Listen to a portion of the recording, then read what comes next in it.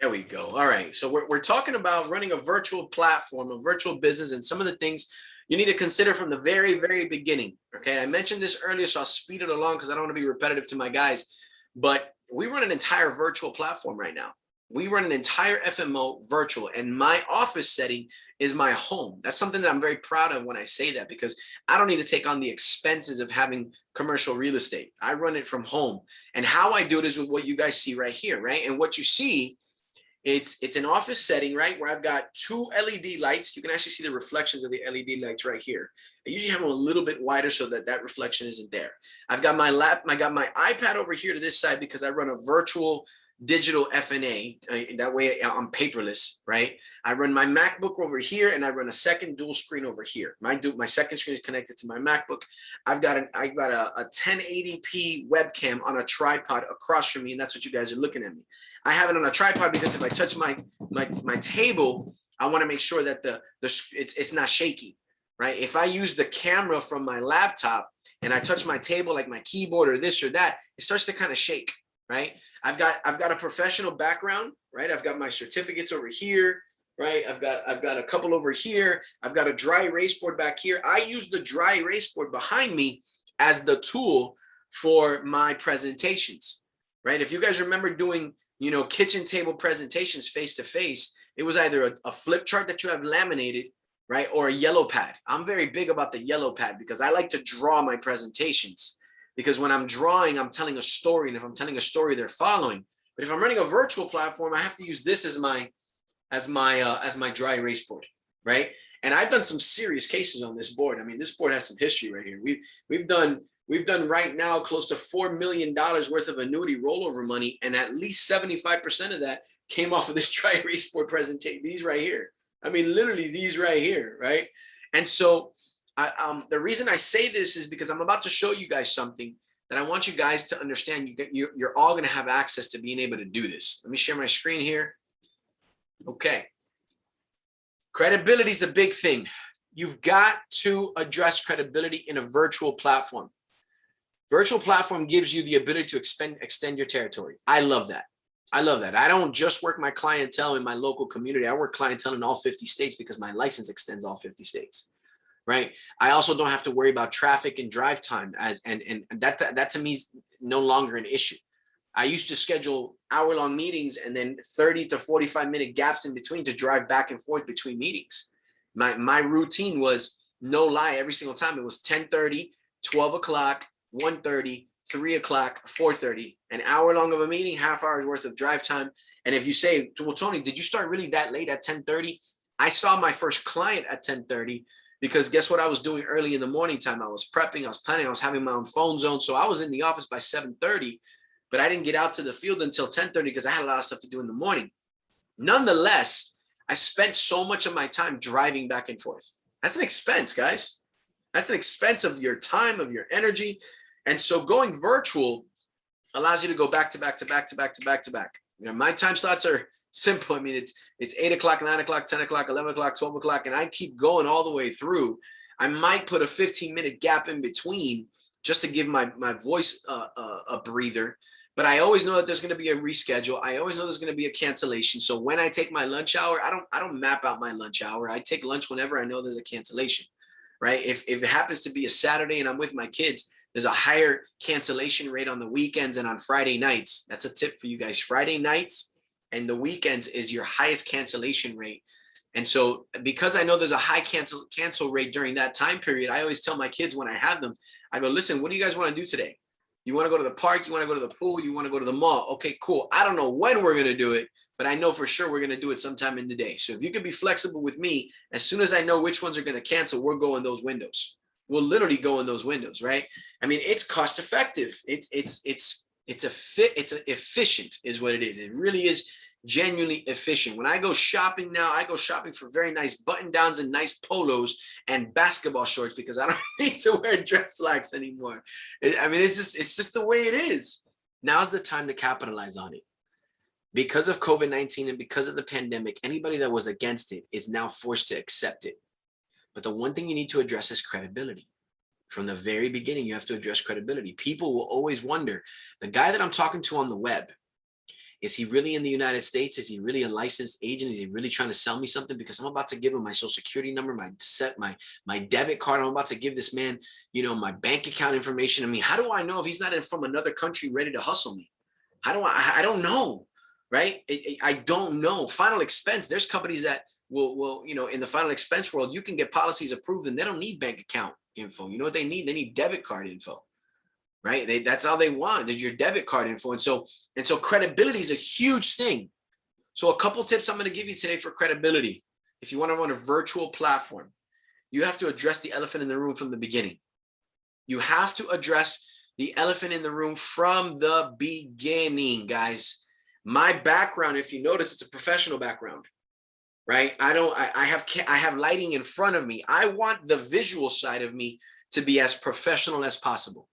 That means that I'm always still cleanly shaven. I'm still always either wearing a button down or a polo because I want to be on camera. I don't want them to see a picture of me. I want them to see me.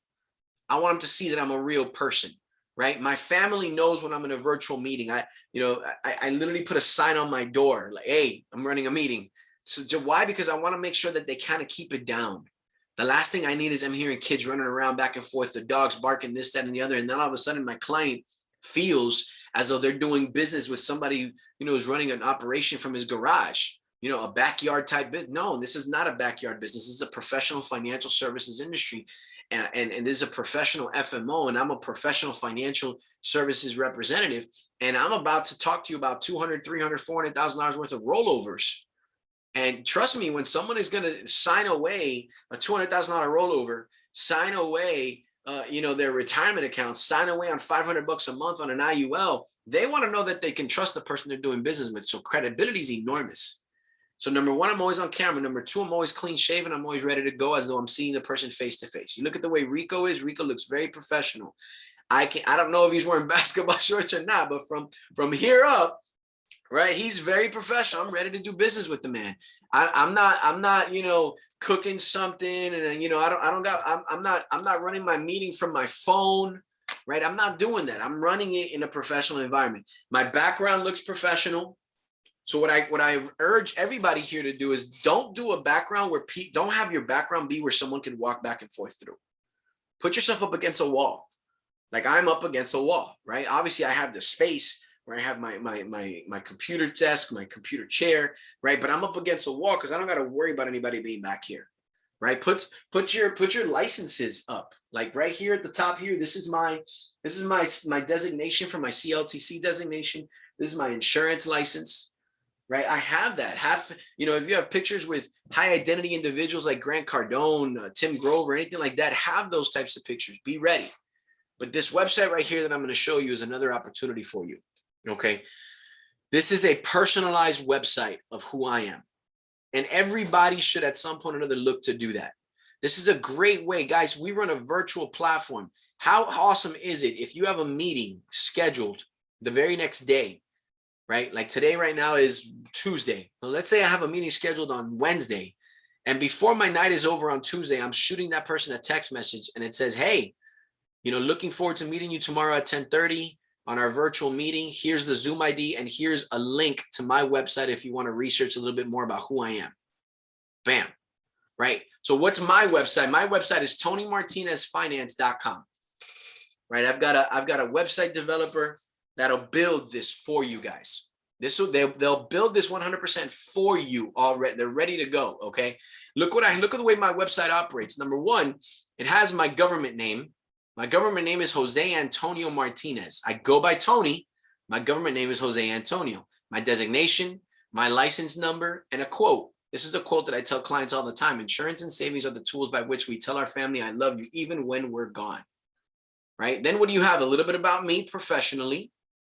Gives you a little bit of background on myself professionally, how long I've been in the industry, how many clients I've helped, what company do I run, what agency do I run.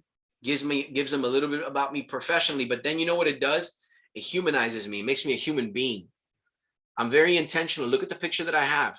Can anybody tell where I am in that background? Anybody?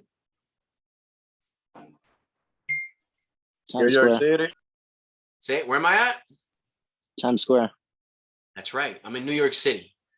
I did that on purpose. I want them to know I'm not in another country. I'm here, but I'm also humanizing myself. People want to do business with people they can trust, and the people that they trust are the people that they can relate to. So I give you a professional background of me, but then I give you a personal background of me, right? I'm a native to South Florida, Puerto Rican blood background with a Cuban influence. I like to cook. I spend time listening to music. I dance with family and friends. I talk about my children over here. I talk about my significant other, Sandra, a little bit about her background and her kids. I humanize myself. This is about you making sure the person realizes you're a human being just like they are. Then what I give them is this right here: credibility. Credibility and comfort in working with an individual is important. As such, I provided you with the state website to search for my license, a picture of my license, and lastly, some testimonies of individuals who've worked with me, who've worked directly with me. Feel free also to follow me on Facebook, on Instagram, and on LinkedIn. I'm giving them so many places to verify that I'm a human being, that I'm a real person. You want to know a hustler on Facebook? He's only got 2 posts, and his Facebook page was created a day ago. But when you got a Facebook of mine that's been open for over a decade, and you can see pictures of my family, pictures of my kids, pictures of my work environment, you can see that I have more than 23 friends, right? I've got the maximum amount. I'm at 5,000 friends. I'm a real human being. So they can now check me out on social media. Here's my license.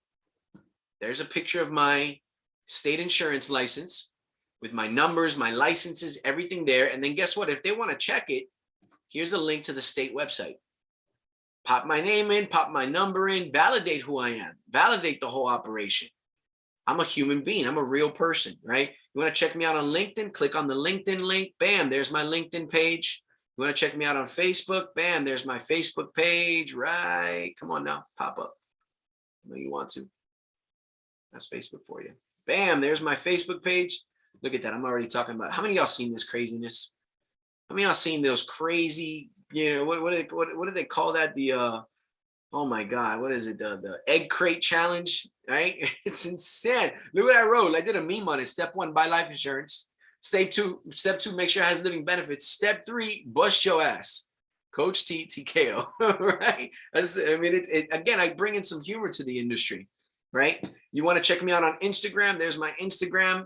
So I'm giving them so many different places to see that I'm a real person. I'm a real person. I'm here in the United States. What else do I give them? I give them pictures of me. I want them to see I'm a real person. Look, I got a picture of Grant Cardone for anybody that's high identity. I got nights out that I've gone out with Sandra to go get something to eat. I've got, my dogs, right? Because I introduced my dogs in my bio about myself. My kids, my son, when last season during basketball season, right? Sometimes up on stage, my birthday, my kids, right? I did a face mask with my daughter. How many dads? How many of y'all done that before with your daughters? Right? I mean, it's crazy. It's the things that we do, right? The things we do for our little girls, right? What do I like? I like speed, right? There's my motorcycle. There's the slingshot that Sandra got me for my birthday. There's my kids on a boat, right? There's Sandra's kids. I'm humanizing myself. That's what I'm doing. I'm humanizing myself, right? Then what do you have? If you go back up, you got the homepage, you got the about me. We just saw about me, right? You've got the services that I offer. Look at the services. There they are. Life insurance, retirement planning, e-commerce, credit repair, right? It gives you a good description of the services I offer with what else? The carriers, the names of the carriers. That's important, right? Our TKO Financial Network website. You want to check out the full website. There it is right there. Everything in that one page, right? There's my email, there's my mobile number, my fax number. And then here's the last piece that I included is testimonials. If you've been in business now for a little while, you've got some good relationships, ask your clientele to give you a testimony, right? I asked 3 clients of mine, Jackie B, for the sake of their privacy, I didn't use their last names, right? And then I literally just, whatever she emailed me, there it is. That's what she emailed about working with me and the location she's at, right? Araceli, that's what she emailed about me and the location she's at, right? There's Leslie, that's what she emailed out about me and then the location that she's at. You know what's the last thing I give people an opportunity to do? Schedule an appointment. Right here. Schedule an appointment right there. So now, why do I take all this initiative with you guys? Why do I give all these resources for you? I want you to understand, in a virtual world that we live in today, credibility, you cannot compromise on it. You cannot compromise on it. You need to have as many sources to validate who you are as you possibly can, because you know, some of you will tell me all the time, Tony, how are you doing these rollovers? Guys, we've done close to, I mean, it's like 4 million or so right now we've done in rollovers just this year. Just this year. And we didn't really start writing business up until February, to be honest with you, right? How did we do that? And here's what I'm going to tell you. I've only had all year long 4 face-to-face meetings. 4. And all 4 of them, just so you know, are people that I know. They're good friends of mine. So I just took it as an opportunity to go see them. But other than that, it's virtual. How do we get that? I've got meetings this week. Just so you guys know, I've got close to, let me look at it real quick. I got close to $600,000 worth of rollover meetings this week. How am I doing it virtual? I have to make sure I overcome credibility from the very beginning. That cannot be something that creeps into their head, because the moment it creeps in their head, whether you prove yourself wrong afterwards, it's already in their head. It doesn't matter how good you sound. It doesn't matter how great the product is. It doesn't matter. It doesn't matter. Believe it or not, they'll start to think the product is too good to be true. This is a hustle. So you got to give yourself credibility, guys. Now, this website developer, just so you guys know, is someone that I've known. I was referred to, actually. She lives out in Venezuela, right? Only speaks Spanish. And she's been able to help us out with our website. She's been able to help us out with our flip charts. Rubiel, I believe, you know, he has the Spanish version of our flip charts, you know, from a recruiting interview to the kitchen table prep, everything's there ready to go. Okay. You know how much somebody charges in the United States for a website like this? Anywhere from $400 to $500 for the creation of a website like this. Yeah, you can go to GoDaddy on your own and you can use one of their templates if you want. I get that. But if you understand leverage and you understand what it is, professionalism, and you also understand why it is that I work with people outside of the country. We have a call center, just so you guys know, outside of the country in Colombia. We have a call center in Colombia. And I pay these guys very, very, very well according to Colombian dollars. They get paid more with me than they do what they would get if they worked a job over there. Same thing with our graphics designer out in Venezuela.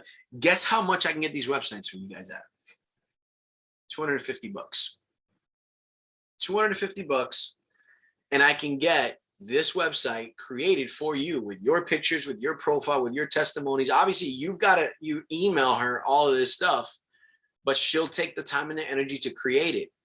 I don't know about you guys, but when I realized that I make more money when I realized the things that make me more money, I realized that I wanted to be doing that more than I wanted to be doing all the other things.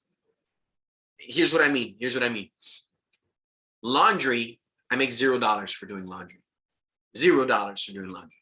And it takes 3 hours of my life away. So you know what I'd rather do? I'd rather hire somebody to do my laundry. Now, I can choose while she's doing my laundry, if I just want to sit back, watch TV, then guess what? That was an expense. But I treat it as an investment. You know what I do the moment she walks through the door? I make sure 100% I'm grinding and hustling and making money. I'm grinding, I'm calling, I'm in meetings, I'm prospecting, I'm getting referrals, I'm doing something, boom, boom, boom, to try to generate income, because I got to be able to prove to myself that although I'm spending $150 on somebody doing the laundry, right, for that 3-hour period or whatever it is, I made $3,000, $4,000. That validates the time. Same thing with the website.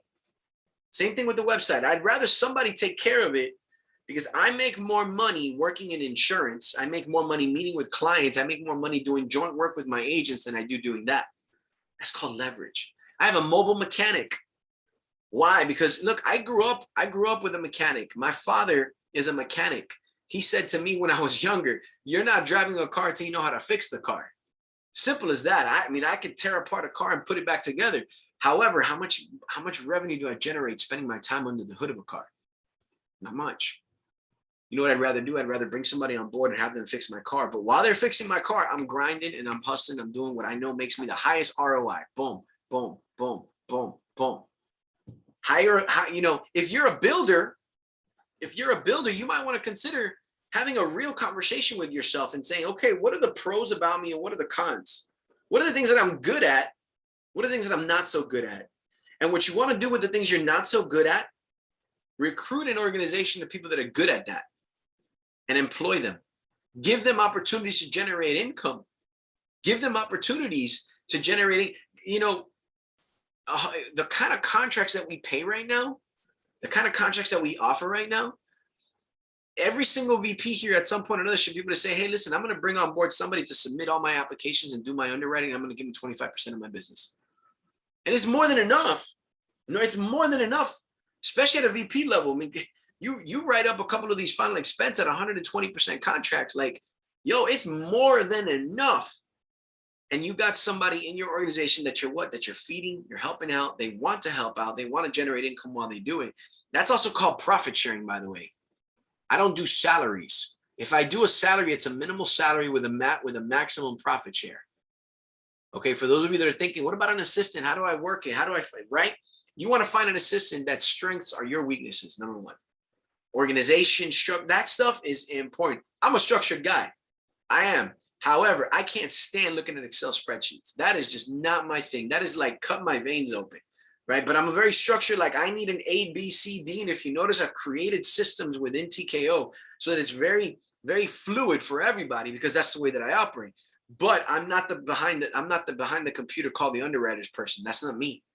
So I needed to find people that were strong in that world because I wasn't strong in that world. And what I create is a profit sharing. You pay them a base salary. The base salary cannot be good enough to where they can live off just that. It can't be, because you know what happens is they're going to come in relaxed. I had a bad day. I'm just going to chill today, right? I remember when I was working in the banks, when I first got in this industry, I was in my 20s. I remember Mondays, I did absolutely nothing. Nothing. Now, mind you, I had just gotten married. I was in my early 20s. I didn't have any kids. So to me, if you guys can relate, Friday, Saturday, and Sunday were party nights. I mean, they were just straight party nights. So I showed up Monday like hungover. But you know what? I was paid a salary. And my salary was just enough for me to kind of, get by. So if I came in on time, even though I might have been hungover, and I go into my office and I close the door, they could think I'm working on the computer all day long. I don't got to take a single client and help a single client out. And I'm still going to generate the income because I got paid a decent enough salary, right?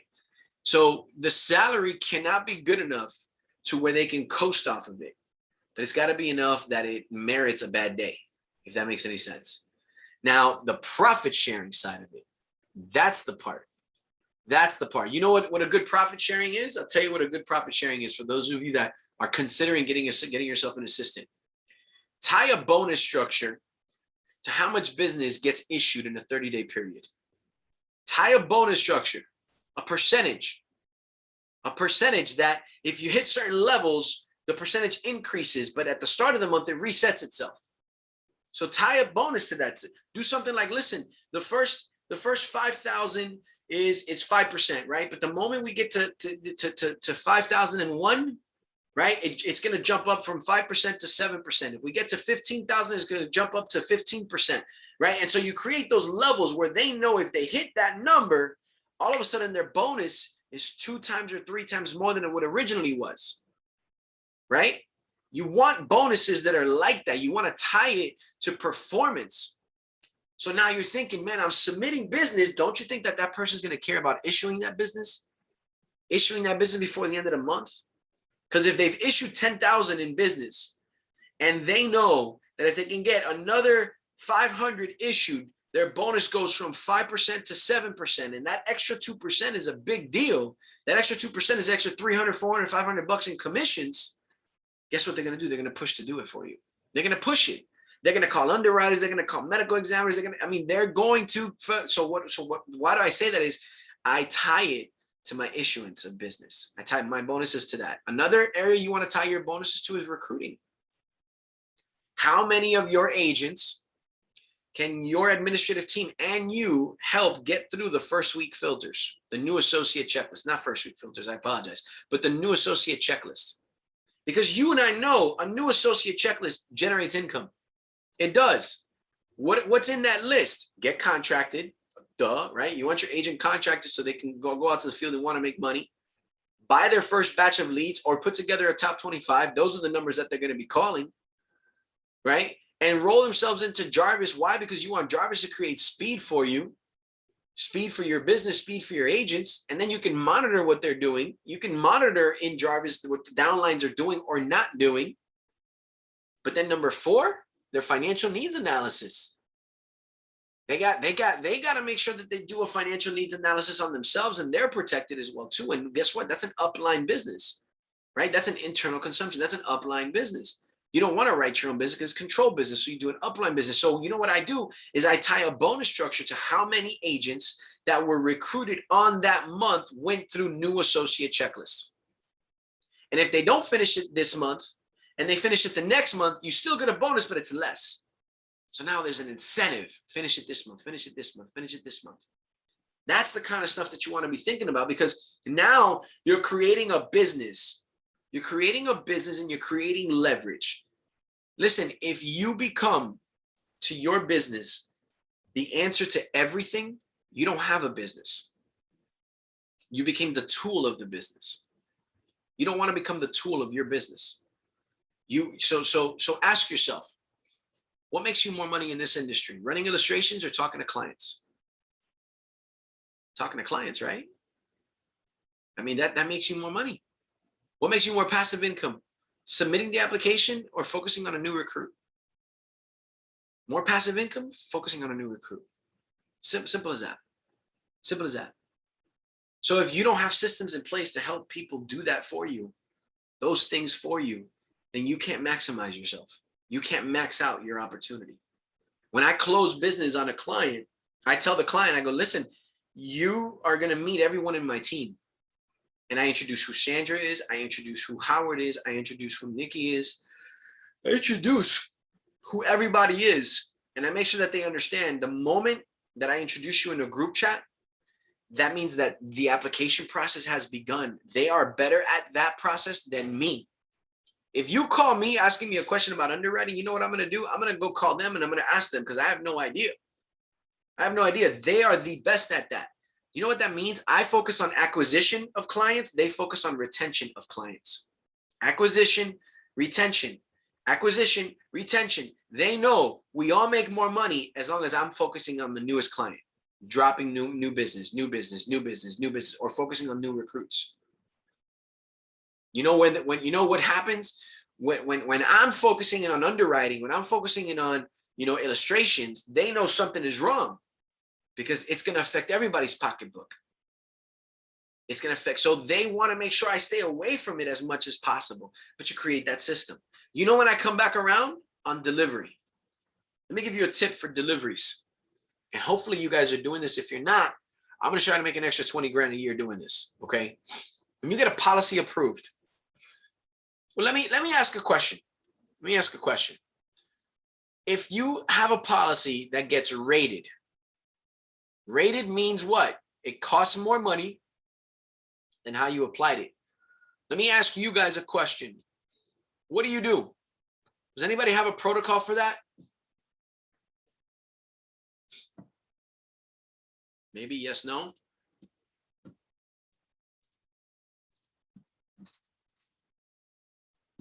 If you're talking, Rico, I think you are, but you're muted. I'm not sure. Does anybody have a protocol for that?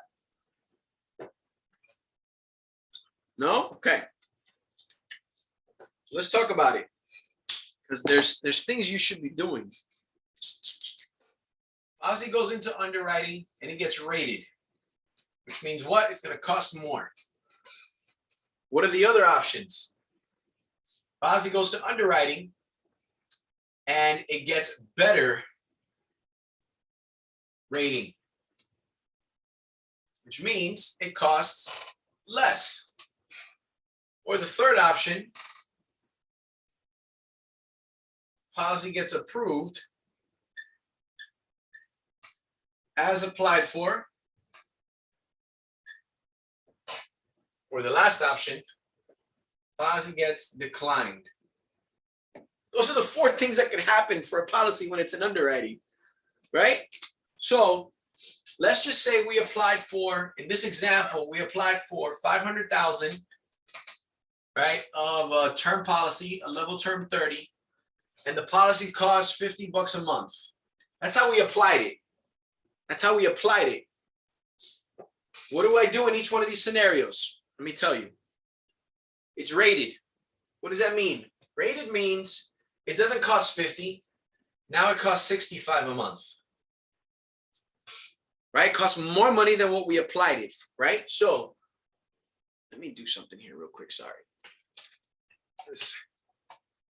There we go. It was bothering me.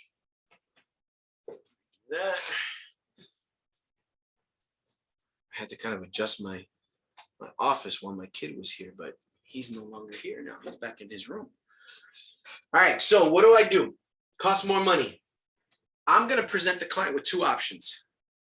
Number one, my phone call is, I got great news. We've got you approved. When can we get on the phone so we can discuss the options that are available to you? Boom, that's the first thing I do. Right? I don't call and say, well, listen, we got you approved. However, it's going to cost a little bit more money. I don't know if you kind of, no, I don't go that route. Great news. We just got you approved. When can I get on the phone with you to discuss your options? Right? Okay. So I'm going to present two options. Option one is the same 500,000, except it's a higher price. So what I'm matching now is this. I'm matching the original face amount that they applied for. The second option I'm going to present is an option where it's $50 a month, but it's probably going to be less insurance. It might only be 400,000. I don't know. I'd have to run the actual numbers to see what it is. But what two options am I presenting? I'm presenting what it would look like if they keep the same face amount, and I'm presenting what it looks like if they keep the same monthly amount, and I give them the choice. You got two options. We can either do 500,000 for 65 a month, or we can do 400,000 for $50 a month. Which of the two would you like to take action with? That's my language. Because the option of not taking it that's not there. That's not there. I'm giving I'm giving you choices, but I'm still controlling the situation. You know what's crazy is a lot of people will still take this option. A lot of people, believe it or not, sometimes they forget what the original dollar amount was. But more importantly, if you're staging the meeting right in the beginning, when I take an application, I tell the client, listen, everything in total right now is about $150. If this doesn't come back at 150 and it comes back at 175, 180, is that a deal breaker? I need to know, because obviously, we're going to put in the time and the energy into getting this approved. So I just need to know, are we running real thin, or do you have some wiggle room? And they process it. 99% of the people say, no, listen, we got a little bit of wiggle room. Okay, good, cool. Great news. We just got you approved. I got two options for you. When can we get on the phone so we can talk about it? Cool. Right now? Great. Well, look, we got you approved, and you got two choices. You can do 500,000 for 65 a month, or you can do 400,000 for $50 a month. Which of the two makes better sense for you? Let them pick. That's there. Now, better rating, right? So let's say this is how they get approved, right? You can for $50 a month, right? The original number, you're gonna get 600,000 of insurance, right? That's what I'm gonna bring to the table. I'm not bringing two options. That's what I'm doing. Because, think about it. What's the other option? The other option is a downgrade. Well, look, we got you approved for a better rate, but it's 500,000, and now it's only going to cost you $42 a month instead of the original 50. Right? Let's be honest. Most people need more insurance than they even apply for to begin with. So what I do in this scenario, I present them this option right here. Great news, Mr. Client. We got you approved. At the $50 a month that you originally wanted, did you originally afford? We've got you 600,000 of coverage, which is 100,000 more than what I anticipated. Mr. Client, what would you like to do next? And here's what happens. 70% of the time, they say, put it in force. It looks great. Thanks. 30% of the time, they say, well, listen, what would it cost if I stayed at the same 500,000? And then I tell them what that number is. But I'm not going to disclose that number right away.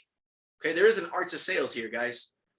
Okay, chances, like I said, chances are if you did a real diamond analysis on yourself, you need a heck of a lot more than $1 million of coverage. Yet most people can't even get $1 million of coverage. So if I can get them an extra 100,000 from what they originally settled for, I promise you, I have no guilt whatsoever for that. It's within their budget. So in these two, I'm presenting two from the beginning. In this situation, I'm only presenting this one right here. I'm presenting the original budget because I got a better rating. And if they ask me what the original face amount costs, I then will tell them what this amount is. But that's how I do it every single time. That's it right there. Boom. Third, policies approved as applied for, which means it got, I mean, literally, it got approved just like we applied it right here. 500,000, right? For $50 per month. Except I do one extra thing. I tell the underwriter, I go, underwriter, let me ask you a question. How much additional insurance can this client get without any further underwriting? How much additional insurance can this client get without any further underwriting? You know what the underwriter is going to tell you? They're going to say either they can't get any further, that's the most, which that's never what they say. Or they're going to say, well, you could probably actually, we got them approved for up to $1 million. We got them approved for up to $1 million. Okay, cool. No further underwriting. No, none whatsoever. Okay, cool. No problem.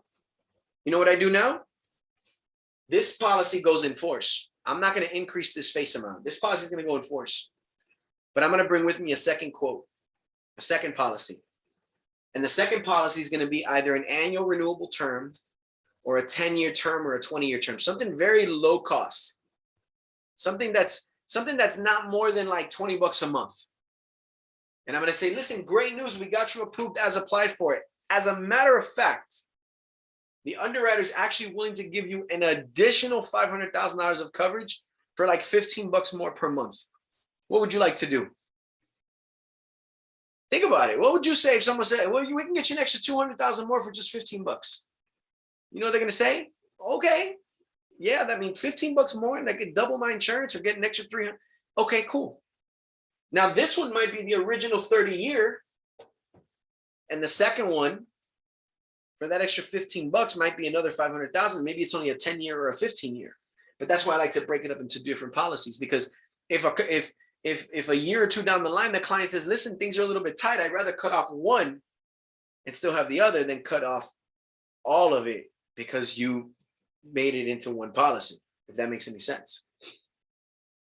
One option, two option, three option. This is my process every time. This is my process every time. Declines, right? Those are the hard ones, right? Oh my God, what the hell do I do? I got declined. Number one, I want to find out from the underwriter why the client was declined. What was it specifically? If they tell you we're not able to release it, then unless we talk to the client, then have the client write a letter.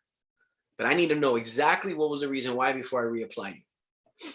Number two, I still don't come in with like, oh, I have bad news for you. Don't get me wrong. I don't call like, oh, I got great news. And all three of these, great news. But in this one right here, Mr. Client, we got to chat for a minute. You want the good news, you want the bad news. That's how I do it. You want the good news, you want the bad news. They're going to go, give me the bad news. Okay, here's the bad news. The company that we applied for, at this current moment, it doesn't mean forever, but at this current moment, they're not necessarily willing to do business with us. No, look at my language. I didn't say with you. They're not willing to do business with us. I put myself on their side of the table.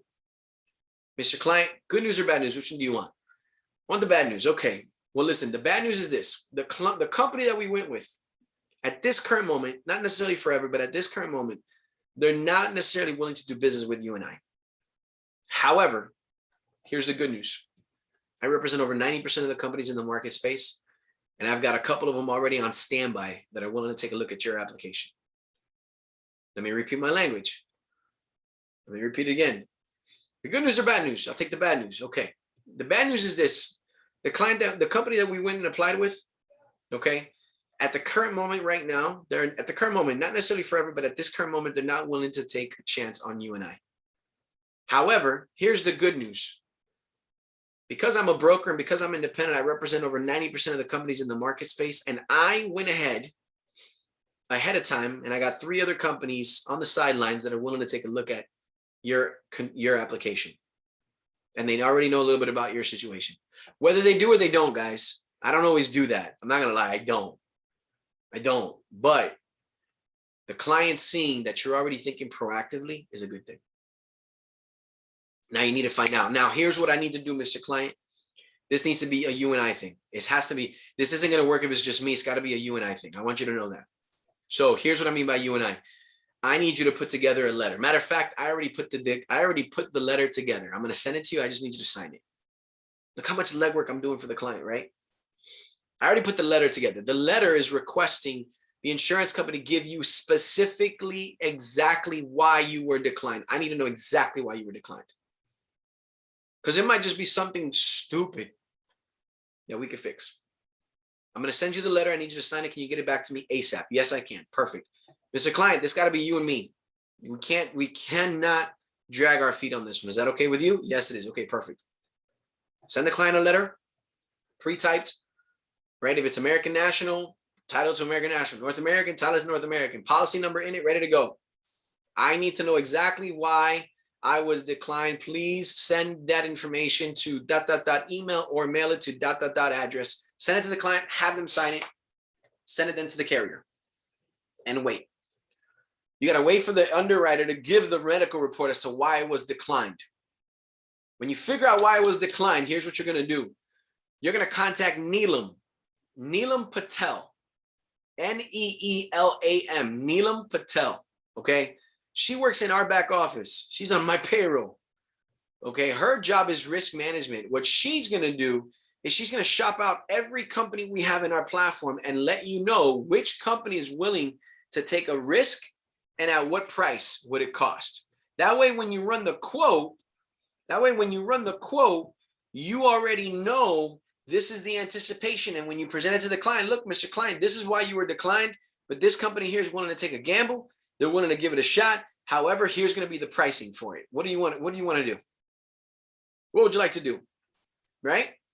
If they say go for it, go for it. Go for it. Grab the application, okay? The original application, grab that information, transpose it to the new application, send it to the client for signature, and start working it. Start working it. If I would then call the client and have the client call the medical team, the lab team, the company that did the paramedical exam, and all the attending physician statements, and see how much of that data they're willing to get us.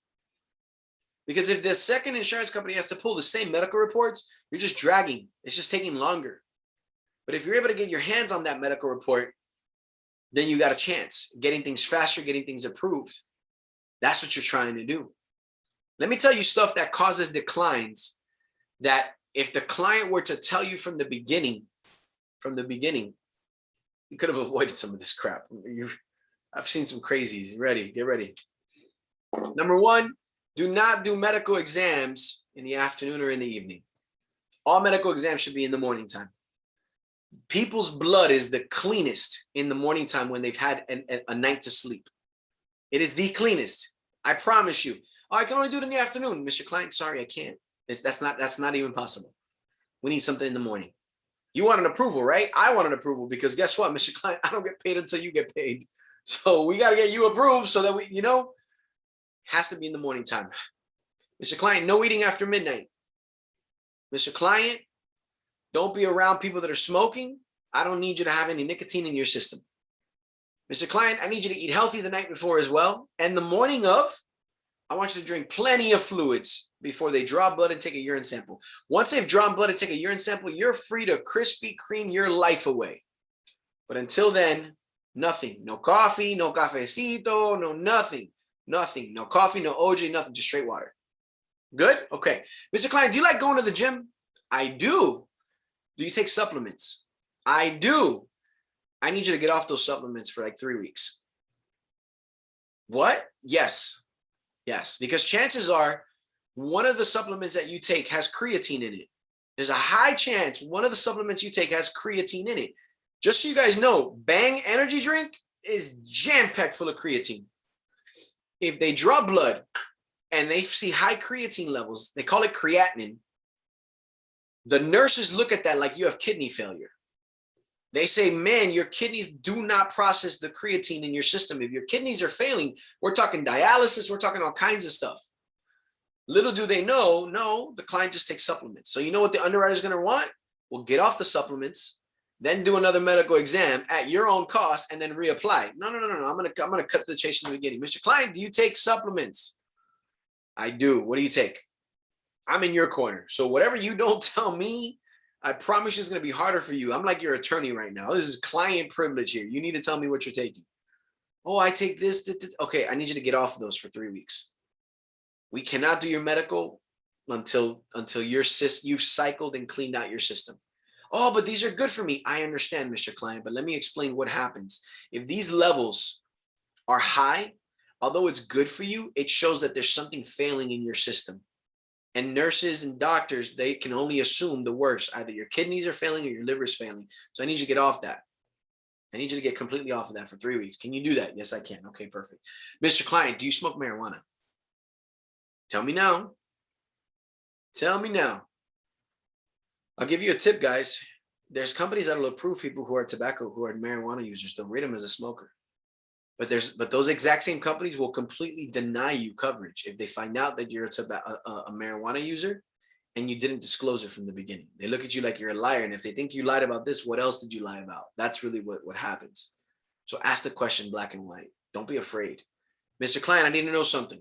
And this is how I do it. Again, my personality, I'm a little bit more casual about it. Mr. Client, any kind of tobacco whatsoever, hookah, cigars, anything whatsoever? No. Okay. Do you like to puff, pass? That's how you like to puff, pass, right? You live in Colorado, you smoke weed. Come on, let's be real. Mary Jane, nothing. You sure? Joints, blunts, you sure? It's okay. I'm not here to judge. Glaucoma without prescription, let me know. Like I just kind of go at it like that, right? Can you give a list of companies that are simplified issue or don't require paramedics so everyone can know? Yes, of course I will. Good question, by the way. But I want to know if you have that. I need to know. I need to know. Those are the ones that typically catch people off guard. I'll tell you the craziest one that I just got recently. Thank goodness I was able to catch it and mediate it. He tells me, I smoke marijuana. Okay, cool. So he does a phone interview. And I put down he smokes marijuana, but guess what he does in the phone interview? He goes into detail. He's like, well, listen, I buy Swisher tobacco and I take out the tobacco and I use the peel and I roll the blunt. And I mean, it goes in on the detail. Guess what? That wrapper has tobacco. That wrapper that he rolls his blunt in has tobacco. So this is even a lesson for me because I've never had that. So now I got to ask my client, Mr. Client, do you smoke weed? Yes. Okay. Now, how do you do it? Is it white paper or is it blunt paper? I need to know because there's going to be an interview, Mr. Client. And if it's blunt paper, guess what? That's considered a tobacco use. And let me show you what the pricing is for tobacco use. Oh my God. Okay. Well, listen, right? Like you got to know the stuff before you apply. Simple as that. What companies do simplified issued? Okay, here you go. Here's simplified issued companies. And when I say simplified issue, what simplified issue basically means is that they're not going to draw blood and take a urine sample. They're not. They're going to look at your medical records. They're going to look at any questions you've ever answered in the medical questionnaire, or any blood you've ever drawn. That's what they're going to look at. Okay. Now, companies, SBLI, Savings Bank Life Insurance, will do up to $750,000, $750,000 of term insurance and final expense whole life, with a guarantee that they will not require a medical. And they'll give it to you at preferred rating, not simplified rating. Simplified is usually more expensive because they're taking a bigger risk. SBLI will give you preferred best rating up to $750,000 with a guarantee that they won't request a medical. However, you cannot have been declined. One of the questions that they ask in the medical questionnaire is, have you been declined? If the answer is yes, you cannot apply with SBLI. And they're pretty quick, guys. Now, here's the part that's kind of a pain in the butt with SBLI. The application is a two-part process. The first part is the electronic application that you turn in. The second part is a phone interview that the client needs to be able to do with SBLI. You need to prep your client that they're going to get 2 calls a day from SBLI until this interview is done. And their best shot is to get it done right away. SBLI will call your client and boom, do an actual phone interview. But that's one company you can go with. Second, Foresters. Foresters is another simplified issue. You can do up to 400,000 of coverage, simplified issue. That's a term policy. That's a universal life policy called the Smart UL, which I'll be honest with you, I'm not a big fan of it, or a final expense policy. Okay. Living benefits. The part that I love about Foresters, again, I try to be non-biased as much as I can. The part I love about Foresters is their living benefits and what's called their member benefits. Their member benefits are sick. If you're ever competing with a replacement, a competitive term insurance, their member benefits will knock it out of the park. I'm talking about getting legal services at no cost. I'm talking about the child, if for whatever reason the parents become orphans, I'm sorry, if both parents die and the child becomes an orphan, not only do they get the life insurance, but they also get $800 a month per child until the child's 18, so that the new guardian can cover the living expenses at zero cost. They get an additional $300,000 of accidental death benefit. They get scholarship programs. They get natural disaster relief programs, guys. Right now, we just had a huge Hurricane Ida hit New York, right? Anybody that has a Foresters policy will get cash advanced to replenish some of the costs that they spent because of that natural disaster. It's not a lot. It's like $400, but it's something. Like in Florida, $400 is what you spend on plywood just to board up your house. But when you can say that your policy has that at no extra cost, that's a huge member benefit. That's what I like about Foresters. That's what I really like about Foresters. What do I like about SBLI? Preferred rating, not simplified issued rating, but preferred rating, which is better rating with a guarantee that they won't do a medical. Here's what I don't like about SBLI. They don't have all the living benefits. They have chronic and they have terminal, but they don't have critical. So they'll cover for long-term care, which is chronic, and they'll cover for terminal, which means your doctor's declared you're going to die in less than 12 months, but they won't cover cancer, stroke, heart attack, and that list of stuff. SBLI doesn't have that. However, Foresters does have it. That's another company you can go with. My opinion, high-risk cases that are going to be fully underwritten. I'm talking about people that have gotten declined with a company and you got to apply somewhere else. When you got to apply somewhere else, don't go simplified. It's an automatic decline. If they've been declined somewhere else, you cannot go simplified anywhere to be an automatic decline. So you've got to go full medical. But the best choice is Mutual of Omaha. Mutual of Omaha, in my opinion, is the most flexible when it comes to someone who's high risk. I'm talking about bipolar disorder. I'm talking about schizophrenia. I've gotten some stuff approved with Mutual of Omaha that was declined with other companies. But when I applied, I'm talking about cover letters, explanations galore. But they're the most flexible when it comes to that. The last simplified issue company I'd be leveraging like crazy is Americo. Americo has a plan that I even have myself. I'll tell you. It's called their continuation plan. I don't know a single carrier that has something like this. It's great for mortgage protection. It's great for quick underwriting, 5-minute approval. Like, it is legit, okay? What it is, it's a term policy that'll go for 30 years up to a maximum of, don't quote me, I think it's 400,000. If it's not 400,000, it's 300,000. Don't quote me on it. 250? 350. Okay. So 350,000. It's called the continuation plan. Here's what I like about it. It's a term product with living benefits and obviously death benefit.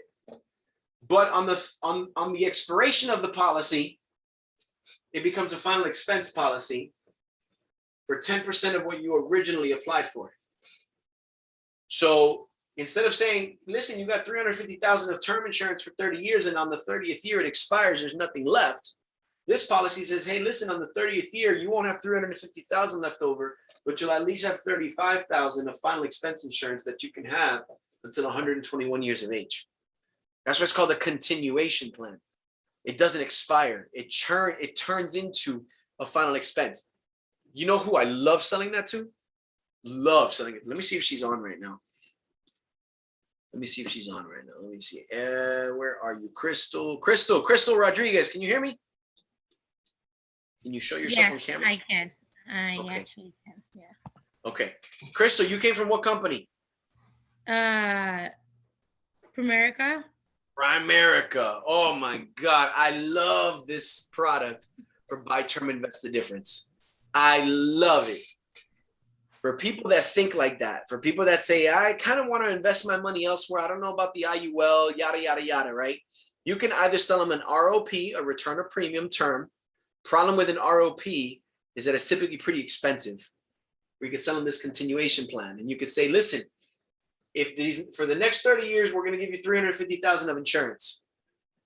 And in these next 30 years, you're going to start saving money into whatever your investment philosophy is, whatever IRA or this, that, or the other that you want to do, right? Now, and I got to hop off here real quick. I just realized I got a call. And now after 30 years ends, your investment's going to be huge. So that's your retirement money. But this 35,000, guess what that becomes? That becomes your final expense, covers your funeral costs. How does that sound, Mr. Klein? It's phenomenal for that concept. Phenomenal for that concept. Anyways, guys, I apologize. I went over by 15 minutes, but I appreciate the time you guys gave me. I'm going to hop off here because I have to get into a call with the VPs right now. I just see them hopping in right now. But thank you so much if you were on. I want your top 2 biggest takeaways on Voxer.